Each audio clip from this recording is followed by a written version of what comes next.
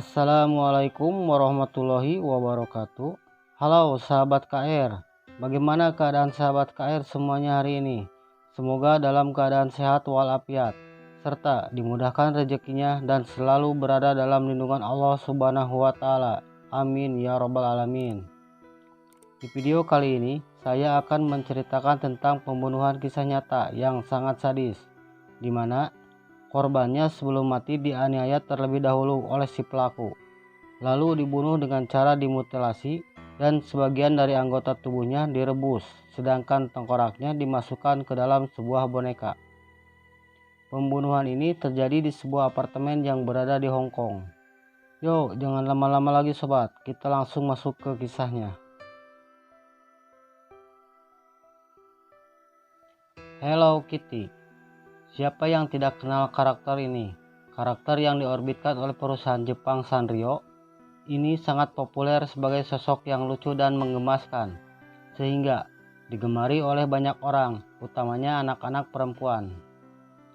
Namun segala hal yang berhubungan dengan Hello Kitty tidak selamanya selalu berputar hal-hal yang lucu dan menggemaskan.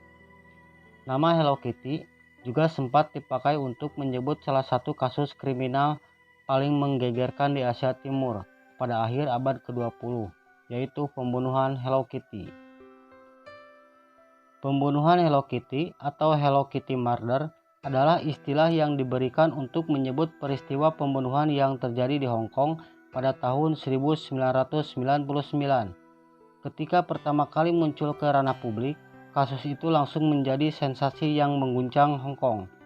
Karena publik Hong Kong belum pernah melihat peristiwa kriminal sebrutal itu di kota mereka sendiri dalam beberapa tahun sebelum itu. Sebagai salah satu kota tersibuk di dunia, angka pembunuhan di Hong Kong sendiri termasuk rendah jika dibandingkan dengan kota-kota besar dunia lainnya. Kasus pembunuhan Hello Kitty pertama kali mencuat ketika seorang gadis berusia 14 tahun yang juga merupakan kekasih dari Long Wai Lun alias gangster, salah seorang tersangka pembunuhan, melaporkan kasus itu ke polisi. Ia mengaku terpaksa melapor ke polisi karena usai peristiwa pembunuhan itu, ia terus-menerus bermimpi buruk didatangi oleh arwah gentayangan sang korban. Polisi kemudian melakukan penyelidikan di TKP dan menemukan tengkorak korban yang disimpan dalam sebuah boneka putri duyung Hello Kitty raksasa. Sejak itulah kasus tersebut kemudian oleh media-media setempat disebut sebagai pembunuhan Hello Kitty. Korban dari pembunuhan Hello Kitty adalah seorang gadis bernama Pan Manji alias Ahmad yang berusia 23 tahun yang bekerja sebagai pelayan klub malam dan juga seorang PSK. Ia pertama kali bertemu dengan salah seorang calon penyiksanya, Chan Man Lok, 34 tahun, pada tahun 1997 di suatu villa. Chan saat itu dikenal sebagai salah seorang yang aktif bergelut di dunia bawah tanah sebagai mafia lokal, pedagang narkotik, dan lintah darat yang memiliki jaringan serta koneksi luas. Sejak pertemuan pertama antara Ahmad dengan Chan pada tahun 1997, Chan menjadi salah satu pelanggan tetap dari Ahmad, di mana keduanya sering bercinta dan mengkonsumsi narkotika bersama-sama. Namun, semuanya mulai berubah ketika pada tahun 1999 Ahmad mencuri dompet dari Chan yang berisi uang sebanyak $4.000. Ahmad memang akhirnya mengembalikan dompet tersebut beserta uangnya dan tambahan uang $10.000. Namun, sebagai seorang lintah darat, Chan merasa tidak puas dan meminta tambahan uang beberapa ribu dolar lagi sebagai bunga. Ketika Ahmad mengatakan ia tidak sanggup memenuhi tuntutan bunga yang diminta Chan, Chan lalu meminta dua anak buahnya, Leung Sing Cho dan Gangster, untuk menculik Ahmad dari tempat tinggalnya pada bulan Maret 1999. Pada awalnya, Chan ingin memaksa Ahmad bekerja sebagai PSK di bawah kendalinya, di mana keuntungan yang didapat Ahmad akan dipakai untuk membayar bunga yang diminta Chan. Rencana Chan sayangnya tidak berjalan mulus, karena kondisi Ahmad yang agak babak belur usai diculik kedua anak buahnya membuat dirinya tidak laku di mata para pelanggan kupu-kupu malam. Kesal dan frustasi, Chan dan kedua anak buahnya lalu menyekap Ahmad di apartemen milik Chan di Granville Road. Sejak itulah Salah satu contoh peristiwa yang merefleksikan sisi kebiadaban manusia pun dimulai. Menurut penuturan dari kekasih Long Wailun alias gangster, 3 orang yang tinggal di dalam apartemen itu melakukan penyiksaan kepada Ahmad dalam kondisi yang sedang mabuk narkotik. Dapur dalam apartemen itu menjadi gudang senjata bagi para pelaku, di mana semua peralatan dapur yang tersedia digunakan untuk menyiksa Ahmad.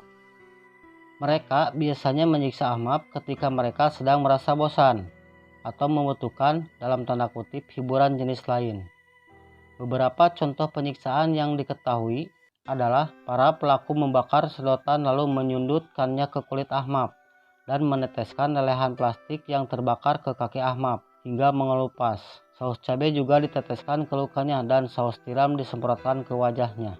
Ketika merasa bosan, para pelaku akan memukuli Ahmad dengan batang logam atau plastik, membakar kaki Ahmad dengan api, atau menyetrumnya dengan kabel bertegangan listrik.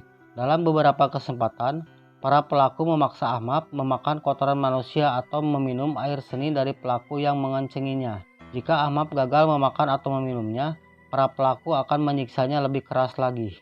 Ketika ditanya apakah motivasi para pelaku itu menyiksa Ahmad, kekasih dari gangster mengaku mereka melakukannya untuk kesenangan dan kepuasan semata. Saat menyiksa Ahmad, mereka memaksa Ahmad untuk terlihat gembira atau tertawa. Jika Ahmad tidak melakukannya atau malah menunjukkan ekspresi kesakitan, mereka akan menyiksanya lebih keras lagi. Kekasih dari gangster juga mengaku bahwa ia sebenarnya tidak membenci Ahmad, namun kadang-kadang ikut serta saat menyiksa Ahmad, hanya karena ingin tahu bagaimana rasanya menyiksa orang lain. Saat sedang tidak menyiksa Ahmad, para pelaku akan mengikat Ahmad atau membiarkannya tak sadarkan diri di lantai.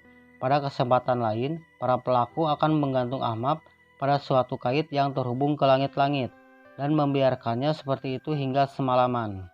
Kekasih dari gangster menambahkan, ketika mereka sedang tidak menyiksa Ahmad, biasanya mereka dan dirinya akan bermain video game sambil mengkonsumsi narkotik bersama-sama. Penyiksaan atas Ahmad berlangsung selama sekitar sebulan, hingga pada suatu hari, kekasih dari gangster yang baru bangun menemukan bahwa Ahmad yang sudah tidak lagi bernyawa.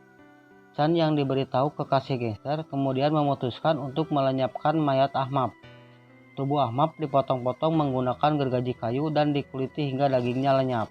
Isi perut dan tengkoraknya kemudian direbus hingga tidak lagi meninggalkan bau. Sementara bagian-bagian tubuh Ahmad yang lainnya dibuang entah kemana. Tengkoraknya disembunyikan dalam sebuah boneka, Putri Duyung Hello Kitty raksasa.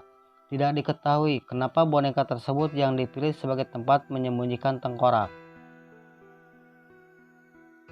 Seperti yang sudah disinggung di bagian awal, kasus itu pertama kali terungkap ketika kekasih gangster melapor ke polisi dan langsung menimbulkan sensasi ketika tersiar di kalangan publik Hong Kong. Polisi yang melakukan penyelidikan di apartemen tempat terjadinya pembunuhan berhasil menemukan tengkorak dan sejumlah organ dalam milik korban, namun gagal menemukan bagian-bagian tubuh yang lain seperti anggota badan. Karena kurangnya barang bukti berupa sosok utuh korban untuk diselidiki lebih lanjut, aparat hukum merasa kesulitan memutuskan apakah Ahmad memang meninggal akibat disiksa hingga tewas atau ada sebab-sebab lain semisal meninggal akibat overdosis. Sebagai akibatnya, ketiga orang yang dianggap bersalah dalam melakukan pembunuhan itu hanya dikenakan pasal pembunuhan tidak direncanakan atau manslaughter dan dihukum penjara dengan kemungkinan pembebasan bersyarat dalam waktu 20 tahun pertama hukumannya. Bagaimana sobat dengan kisahnya? Ngeri dan sadis bukan? Semoga kita semua selalu berada dalam lindungan Allah Subhanahu wa Ta'ala dan dijauhkan dari segala macam mara bahaya. Tonton juga video-video yang lainnya dari channel ini ya sobat, dan jangan lupa juga untuk like, share, comment, and subscribe. Untuk video kali ini sampai sekian dulu. Saya ucapkan assalamualaikum warahmatullahi wabarakatuh.